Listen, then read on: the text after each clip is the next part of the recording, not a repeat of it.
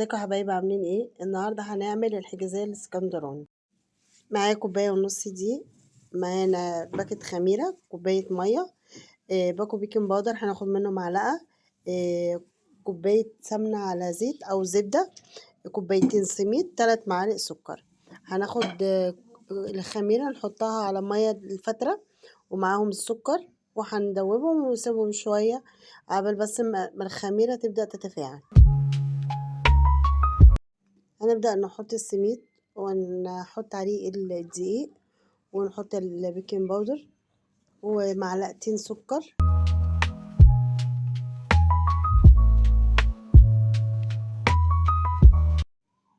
هنخلط كل المكونات على بعضها، وبعد كده هننزل بالسمنة أو سمنة وزيت، ونبدأ نبسهم مع بعض لحد كل الخليط ما يتجانس مع بعض. لازم يبقى السمنة تغلف السميد والدقيق بالشكل دوت معانا.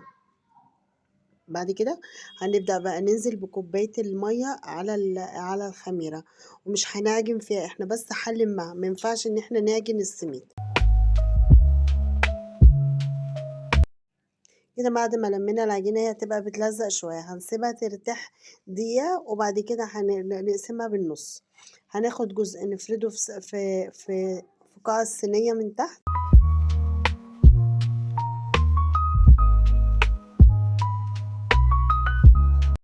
بعد ما فردنا أرضية الصينية هنبدأ بقى نجهز الحشو. معانا كوباية سميد، عليها كوباية سكر، عليها معلقتين قرفة، وعليها نص معلقة كاكاو. واللي مش حابب الكاكاو مفيش مشكلة، هو بس الكاكاو عشان يغمق الطبقة اللي في النص، يخليها بس لونها غامق.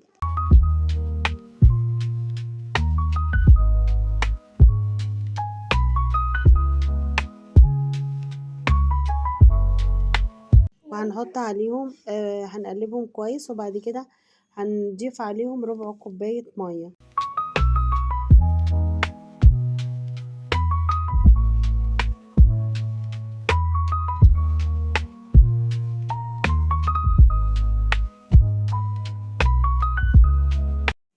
بعد كده هنبدأ نفرد الخليط. هو بيبقى يعني مش مسك قوي، يعني بيبقى زي الرمل. بنبدأ نفرده واحدة واحدة كده على الخليط، على العجينة. بعد كده هناخد قطعة العجينة التانية ونفردها لوحدها. ما ينفعش ان احنا نفردها فوقيها، نفردها على بلاستيك او على كيسة او على اي حاجة، ونبدأ نحطها على الطبقة التانية ونسويها. نبدأ نعملها بالشوكة عشان تبقى شبه الحجازية بتاعت بره.